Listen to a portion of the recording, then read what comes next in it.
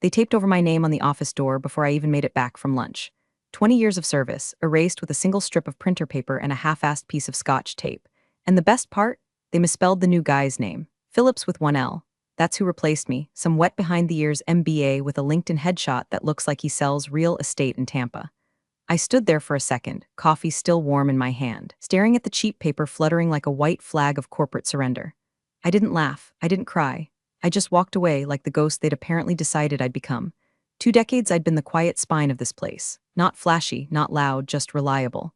Every operating license, every inspection, every compliance filing that kept us from being bulldozed by the state, that was me. Not that anyone cared. Not until they'd try to replace me with someone who thought state compliance was just another checkbox on some dusty spreadsheet.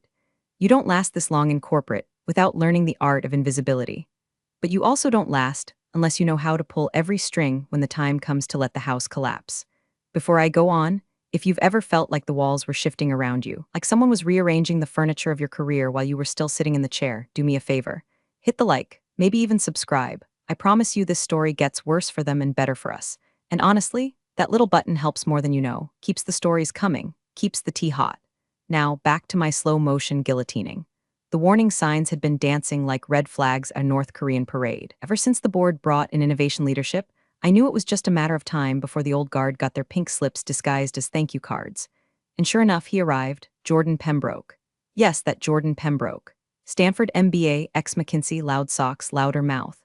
Wore loafers with no socks in December and called it visionary.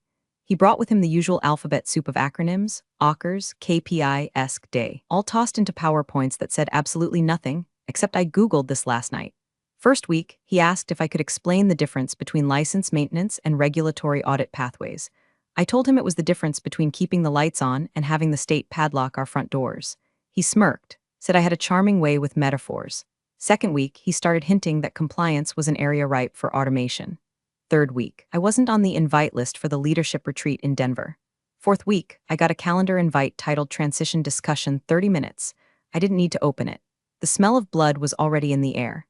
The thing about being in compliance is, you see the dominoes long before they fall. You have to. I'd seen what happened to other companies that treated their named operators like replaceable printer cartridges. One of them had their entire Texas plant shut down for 3 weeks because someone fat-fingered a renewal date. Another one? The CEO tried to forge the signature of a fired compliance officer, ended up with a state investigation and a $3 million fine. And yet, here we were. Jordan with his boy band confidence and his TED talk diction, staring me down like he was doing me a favor. I walked into that meeting room, gray walls, fake fern in the corner, speakerphone blinking like a heartbeat. He didn't even look up at first, just kept typing. Then he smiled like a dentist about to pitch you on veneers, said he appreciated my years of contribution but the organization was evolving and needed leaner, more agile frameworks. I waited. Then he said it, your operating license is no longer essential to the way we're structured. That one sentence hit harder than a punch.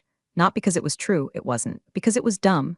Dangerously dumb. See, the company doesn't hold that license. I do, it's in my name. I'm the named operator for 3 states under a statute that hasn't been reviewed since before Y2K. That license isn't transferable. It isn't shareable. There's no backup operator. If I revoke it, the lights don't just flicker, they die.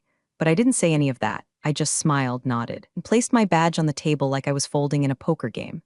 Jordan said something about exit interviews and future references. I don't remember. My ears were buzzing. Not from anger, but from clarity. It was over. The mask could come off. I walked out, straight past the HR generalist who couldn't meet my eyes, past the break room where someone had written Taco Tuesday in dry erase marker. I didn't even stop at my desk. Let them figure it out. Let them try to log into the compliance dashboard with their shiny new consultant passwords. Let them think the machine runs itself. I stepped into the sunlight, the door shutting behind me like the end of a sermon, pulled out my phone, opened my calendar, found the entry, renew license auto report to state, deleted it.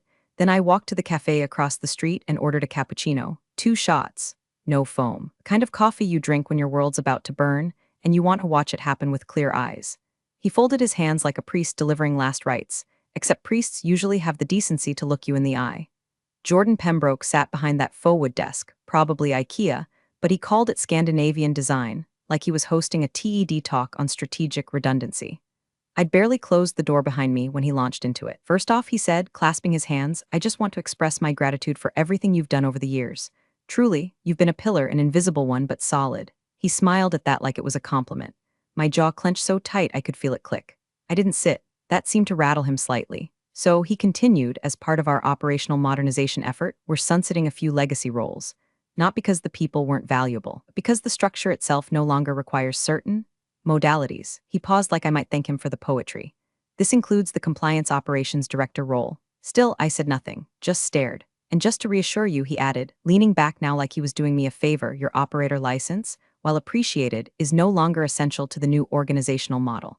We're moving toward a decentralized framework. I nearly laughed. Decentralized framework. The man couldn't tell a compliance certificate from a sandwich wrapper, but he'd read a book or a blog post somewhere, and now he was Moses parting the corporate seas. I wanted to say, you're standing on a trapdoor you don't even know exists, but I didn't. I nodded once, slow and deliberate, like I was digesting a fine wine instead of bile. He slid a bland manila envelope across the desk. This includes your exit paperwork, HR contact, and some very generous transition support. We'd love to stay in touch for consulting opportunities, of course. I took the envelope without looking inside, placed my badge on the desk beside it, and said the only words I'd utter that morning, best of luck. Jordan smiled, relieved, maybe, and reached for the envelope like he was going to show me the severance amount. I turned before he could speak again and walked out, past the assistant pretending to be on a call, past the break room microwave still caked with last week's spaghetti explosion, past the framed mission statement in the hallway that said things like integrity and empowerment in Helvetica font. No one stopped me. No one said goodbye. I didn't take the stairs, I wanted the elevator. I wanted the full, awkward descent surrounded by interns holding Starbucks and middle managers trying not to make eye contact. I wanted them to feel my presence without understanding it, to wonder if maybe they'd missed something, if maybe the woman in the corner office they'd never thought about had just taken something important with her. I stepped outside into air that felt sharper than usual, like the world had turned up the contrast just for me. I walked toward the cafe again, heels clicking against the concrete like punctuation. Inside, I claimed the same table by the window. My hands shook. Not from fear, not from regret, from restraint. There's a quiet rage that doesn't need shouting. The kind that vibrates just beneath the skin, waiting for the moment it's useful. I pulled out my phone, no new messages, good. I opened the state regulatory portal. My login still worked, of course it did. I was the named operator. You don't just click transfer on that like it's a Netflix account. One more login, one more step. I clicked the option that read, voluntary revocation of active license. A warning banner popped up.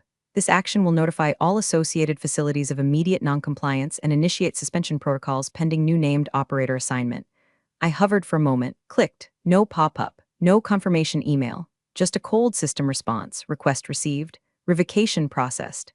I sat back and exhaled through my nose, calm and quiet like I'd just put down a rabid dog. My inbox pinged. First came the system confirmation from the State Licensing Bureau. Then came the out-of-office reply from Jordan's admin. Apparently she was at a team wellness retreat, perfect. Then a third email. This one made me grin. It was a read receipt from the executive assistant to the board chairman.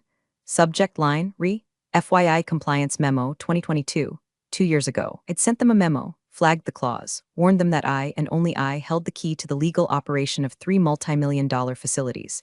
No reply then, not even a thanks. But now someone had finally opened it. I flagged it for fun. Then I deleted every auto reminder tied to my license renewal. Let the machine crash on its own time. I'd done my part, and I hadn't even raised my voice. The cappuccino was bitter. It burned the beans again, like they always did on Wednesdays when that college kid with the lip piercing ran the espresso machine like he was trying to kill it. I didn't care. The bitterness suited the moment. I sat with the cup in front of me, untouched, watching the steam curl like smoke off a slow fuse. It was 8:42 a.m. I'd been terminated for exactly 53 minutes. My laptop sat open like a weapon I wasn't supposed to have anymore. IT hadn't revoked my access yet, typical. They were probably still digging through Jira tickets about printer visibility and VPN won't connect. Meanwhile, I was logged into the administrative dashboard that ran our compliance infrastructure like a surgeon in an unguarded OR. The first email was easy. To the state regulator, subject line, voluntary revocation of named operator certification immediate. I attached the license number, the facility codes, my digital signature. One click and 3 multi-state operations were now in violation of active statute 11.3.2a. A mouthful of legalese that boiled down to, you can't run without me. The system auto-confirmed within seconds. The language was cold, legal, bureaucratic. Effective immediately, operator license #C923XX for company name has been deactivated. Notification sent to associated regional compliance bodies. Second email, Compliance Dependency Memo March 2022. I found the original memo in my archives, the one I'd sent 2 years ago when the board started sniffing around automation options. It was 5 pages of dry, state-sourced statute references, flowcharts, and timelines, all circling one simple point. The company's legal right to operate in 3 states is tied solely to my name, my license, and my continued active oversight. This is non-delegible and not transferable. I attached the memo to a new message, addressed it to the board chairman's executive assistant, Paula, sweet woman, still signs her emails with warmest regards like it's 1998, and wrote a single sentence. In case this becomes relevant today, hit send. Then I opened my calendar and scrolled to the monthly recurring event that had been there since 2005. Renew license auto reports to state, delete. A little thrill ran through me as it disappeared. Not glee, not spite. Just a profound, echoing silence, like a machine powering down in an empty warehouse. Across town, Jordan Pembroke was doing his morning victory lap. According to the company Slack, still logged in again, thanks IT. He just wrapped a streamlining sync with the senior leadership team. Someone posted a screenshot of him on Zoom with the caption, Operation Trim the Fat equals success. He looked like a smug weasel in a Brooks Brothers suit. Even his hair seemed to be smirking. He was already scheduling press about efficiency realignment, tossing out phrases like modern agility and reducing operational drag. I knew what would come next. He'd probably recommend a vendor, some overpriced consulting firm his Stanford roommate now ran, to optimize compliance workflows. And while he was at it, he'd have no idea that we were no longer legally compliant in the eyes of the state. No license, no named operator, no legal authorization to process a single unit in 3 entire regions. My phone buzzed. A LinkedIn notification. Jordan Pembroke posted an update. Thrilled to help usher in a leaner, more responsive era at company name. Our best days are ahead. I stared at it like it was a toddler juggling knives. You'd think someone would have checked. You'd think maybe, just maybe, before terminating the only person keeping the red tape from strangling the company, they would have asked what exactly the red tape was holding back. But arrogance has a funny way of blinding you to fuse wires. I logged out of the dashboard, wiped the browser history, closed the laptop, sat back in my seat and finally sipped the cappuccino. Still bitter, still burned, still perfect. Let the fire come. By 9:00 a.m., the compliance inbox in legal was already pinging like a microwave with a seizure.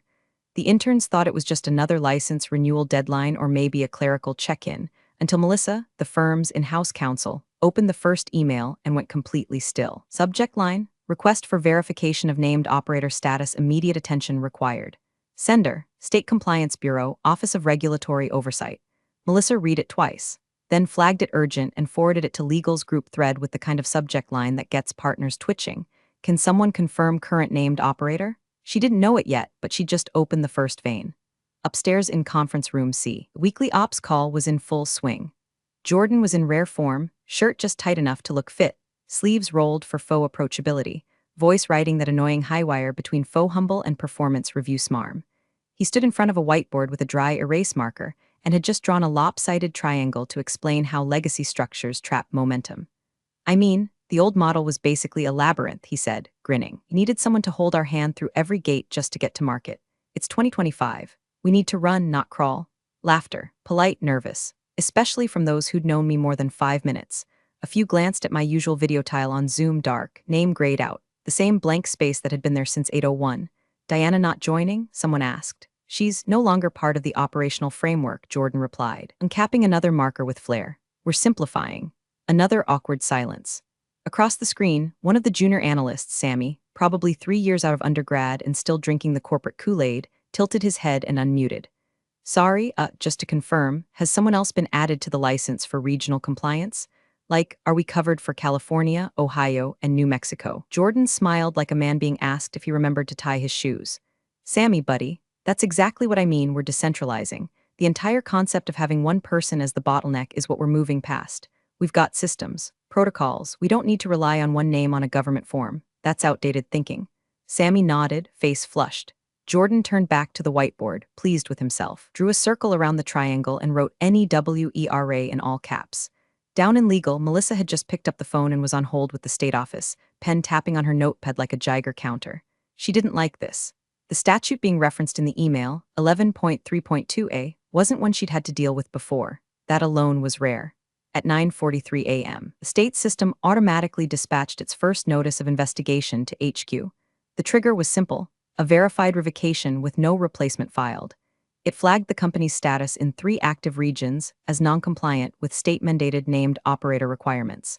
The message was short, brutal in its clarity.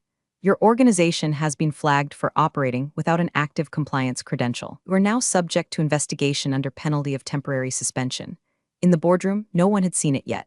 Jordan was now talking about flattening hierarchies and eliminating the dependency trap.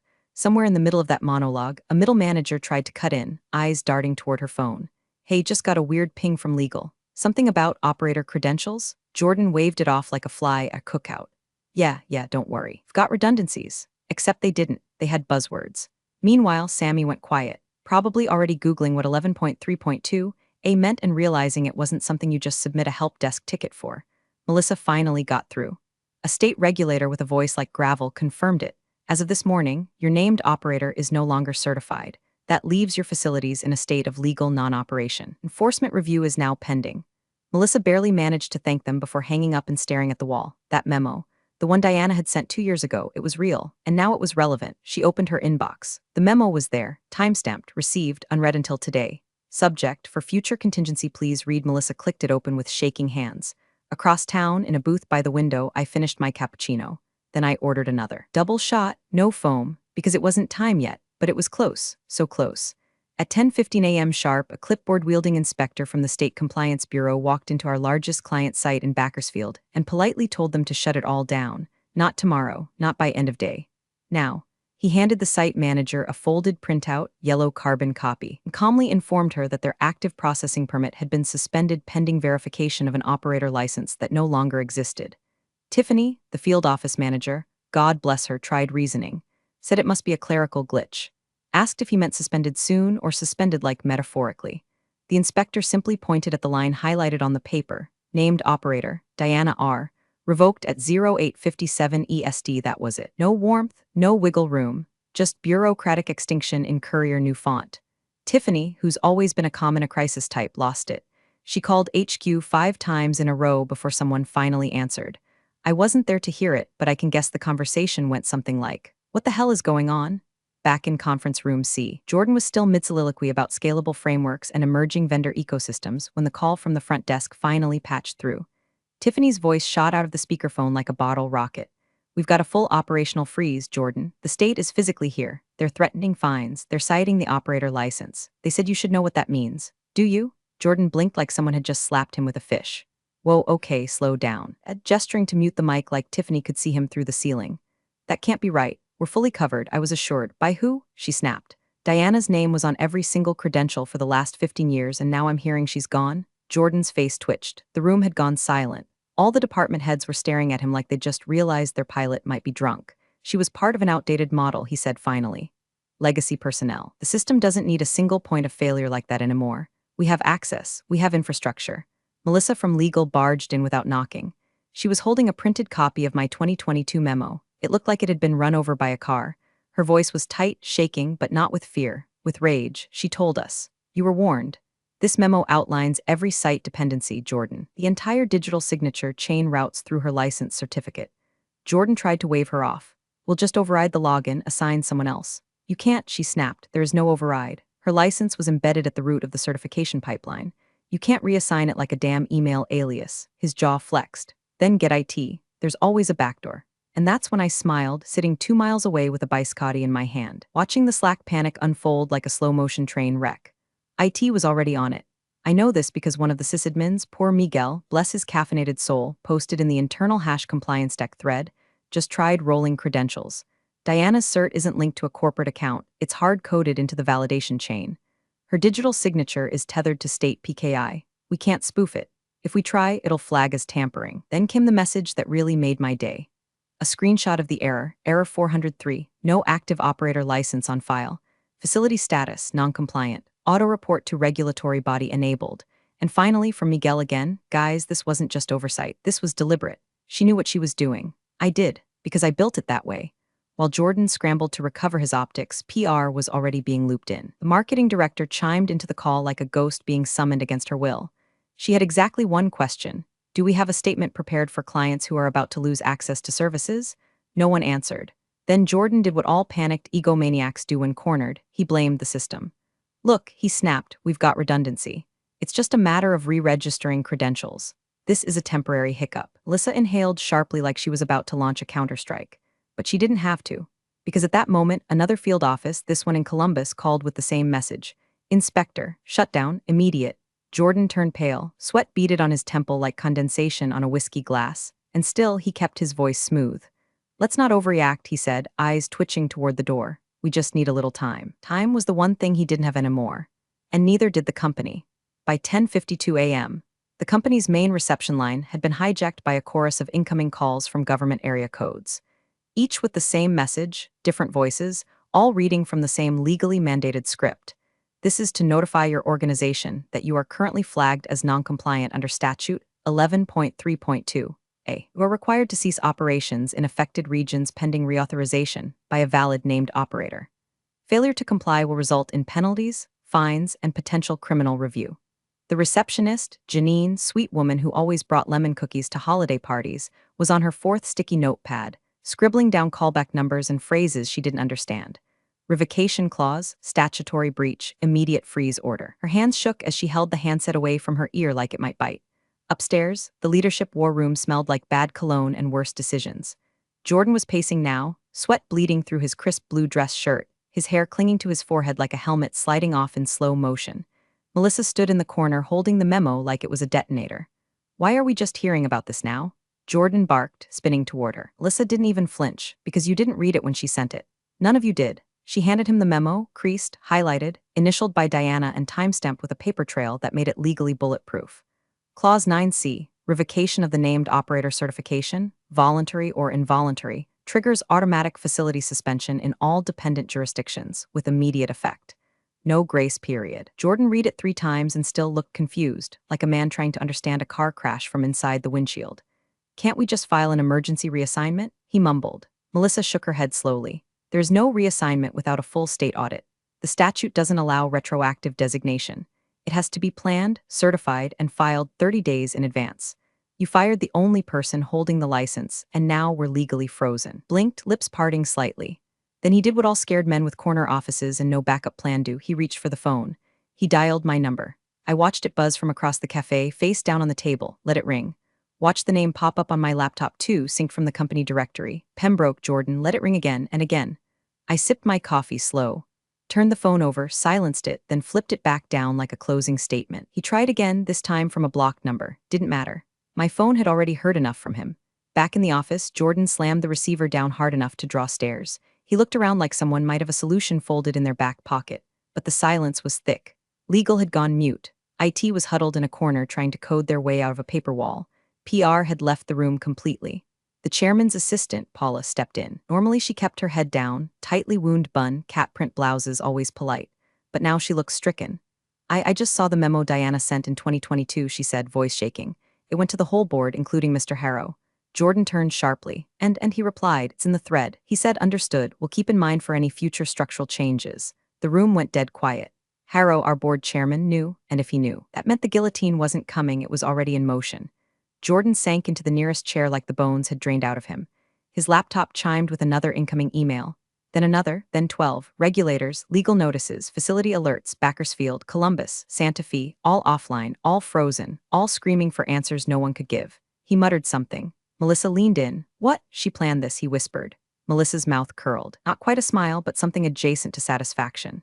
Of course she did, she said. She built the whole damn system. You just never noticed because she didn't make noise? Noise? No, I'd never needed noise. I'd had architecture, precision. A license key embedded like a scalpel under the skin of the company's most vital organ. They'd yank me out thinking I was dead weight. They didn't realize I was the only vein keeping the patient alive. So now, let them bleed. At exactly 11:30 a.m., the sliding glass doors at headquarters hissed open and in walked 2 state inspectors flanked by uniformed police officers. Not security guards, not auditors in suits, police. One had a clipboard, the other had handcuffs. Their boots left wet tracks across the polished tile floor, and they didn't pause for questions or coffee. Janine at the front desk froze mid-sip of her Diet Dr. Pepper, nearly choking when she saw the lead officer flash his badge. State Regulatory Enforcement Division, he said flatly. We're here to deliver a formal suspension order and initiate site lockdown. He handed over a trifold packet stamped with 2 seals and a scarlet notice label. At the bottom, underlined in state red ink, enforced immediately upon receipt. No exceptions. Janine blinked. Should I call someone? Yes, the officer said, unbothered. Call everyone. She buzzed the executive boardroom. Inside, Jordan was mid-slide, pacing confidently in front of a screen full of recycled jargon. Post-legacy optimization plan phase 2. A looping gif of gears turning played in the corner, as if symbolism could save them now. A half-eaten fruit tray wilted on the credenza beside the coffee machine. He didn't stop when the intercom chirped. Jordan, Janine's voice cracked like a warning shot. There are state officers here, with paperwork and police. That got a few heads to swivel. Jordan kept going. I'm sure it's nothing, he said, clicking to the next slide. Just a routine compliance check, probably a follow-up on the old reporting structure. Melissa, standing near the window, frowned. Something outside caught her attention. Her brows knitted, then she stepped closer and drew back the sheer curtain. Outside, 2 black and white cruisers sat idling by the curb. One had its flashers still on, painting the white stone walls with lazy pulses of blue and red. She turned slowly and stared at Jordan. You said it was handled. Jordan's smile faltered for the first time all day. It is. One of the board members cleared his throat. Handled how exactly? Jordan didn't answer. He walked to the door, yanked it open, and nearly collided with Paula, the chairman's assistant, who had gone pale. She was holding her tablet like it weighed 40 pounds. They're here for this, she said, lifting it to show him the notification. The subject line was unambiguous. Formal enforcement action under 11.3.2a. Suspension of operational certification. Attached was a scanned copy of the signed order, timestamped 11:29 a.m., co-signed by the compliance director of the State Bureau, and just for good measure, a field agent from the Attorney General's office. Jordan's mouth opened, then closed. Where's Mr. Harrow? He croaked. Inbound from New York, Paula said, breathless. His flight lands in 40, too late. A heavy knock echoed down the hallway. The door to the boardroom opened again, this time from the outside. 2 state officers stepped in, followed by one of the inspectors holding a leather-bound binder thick with signatures. His voice was clipped. Surgical. Which one of you is acting VP of Operations? Jordan raised his hand like a guilty altar boy. I'm Jordan Pembroke. Inspector nodded. You're going to need to come with us. We need your signature for acknowledgement of the shutdown order. Your facility is officially suspended from operating in California, New Mexico, and Ohio pending full audit and reassignment of legal operator status. Jordan's mouth moved, but no words came. The room erupted. What the hell is this? We have clients mid-contract. You fired the license holder? Melissa didn't say a word. She just turned and looked out the window again, watching the red and blue lights bounce off the lobby tiles. In a quiet cafe 3 blocks away, I set my phone down gently after scrolling past the same email Paula had just received. My inbox was chaos. 37 new messages. Subject lines like urgent, shutdown compliance, and please call ASAP. I didn't. I flipped the phone over again. Let them boil. The boardroom was dead silent, except for the faint hum of the projector fan and the soft click of the inspector's pen as he scrawled something on the shutdown acknowledgement form. Half the executives were still in shock, jaws slack, while the other half were in full-blown calculation mode, trying to figure out just how far this blast radius extended and whether their own names were about to be splattered across it. Then, from the far end of the polished walnut table, the elevator dinged, every head turned. Footsteps echoed outside, measured, heavy, decisive. The boardroom door opened, and in walked Richard Harrow, chairman of the board. He didn't wait to be greeted. He didn't sit. He simply stood in the doorway, lips pressed into a line so tight it could have sliced through glass. His flight from New York had landed 20 minutes early. The man moved like someone who already knew he was walking into a funeral but didn't know if it was his. He took one look around the room, at the faces drained of color, the state officers collecting signatures, the inspector holding a leather binder fat with closure notices, and finally at Jordan. Then he saw the badges. 2 more enforcement agents had entered the lobby. One of them clipped a suspension notice to the fire safety board. Another was checking the electrical panel like he was prepping the place for a full blackout. Harrow walked slowly to the window, lifted the curtain with one hand, watched the police lights dance across the company logo etched in the front glass. Then, without turning around, he spoke. His voice was calm, measured, the kind of quiet that makes grown men sweat through their shoes. Who the hell did we just fire? The question landed like a punch to the chest. Jordan opened his mouth, but nothing came out. Not a word, not a breath, just silence. The room remained frozen, executives stiff in their chairs, managers half standing, legal clutching binders that now felt like sandbags. Even the inspector paused mid-signature to look up. The company's general counsel, seated closest to the chairman, fumbled his Montblanc pen. It clattered against the table, bounced once, and rolled until it hit the floor with a soft metallic clink. No one moved to pick it up. Harrow turned slowly, eyes scanning the faces of people who suddenly looked very small in their tailored suits. His gaze landed back on Jordan. Well, Jordan tried again. She was just compliance. She managed, oversight, licensing, admin stuff, nothing irreplaceable. Melissa stepped forward. Her voice was quiet, but there was steel behind it. She wasn't just compliance, she was the license. Jordan turned to her, eyes wide. She held the named operator credential. The one tied to the statutory authority to run facilities in 3 states, she continued. And she revoked it the minute you showed her the door. The blood drained from Jordan's face so fast it looked like someone had turned off the valve. He sank into his chair like his spine had gone on strike. Harrow exhaled through his nose, slow and sharp. And you didn't think to check, he said, barely above a whisper. You didn't think to read the memo she sent 2 years ago? The one I responded to? Jordan blinked. A faint wheeze escaped his throat. Lissa handed Harrow the memo. He took it, scanned it, his mouth tightened. Then he looked back at the inspector. What happens now? The inspector didn't sugarcoat it. Your facilities are shut until a new license is approved. Could take weeks, months if the audits uncover gaps. Fines are accruing. Contracts will be breached. Legal liabilities substantial. And what if we reinstate the previous license holder? She'd have to apply from scratch. That process doesn't bend for panic. Harrow nodded once, almost imperceptibly. The silence returned, heavier than before. Then Harrow did something that chilled everyone. He laughed, but it wasn't humor. It was fury wrapped in disbelief, sanded down by exhaustion. He looked Jordan dead in the eye. You fired the fireproof paint because it didn't sparkle in the sunlight. Jordan's lips quivered. I didn't know, no, Harrow said, stepping toward him. You didn't ask. You thought titles were interchangeable. You thought decades of infrastructure could be deleted like a spreadsheet row. Another knock at the door. This time, it was the client liaison from our biggest government contract. Face ashen, voice tight.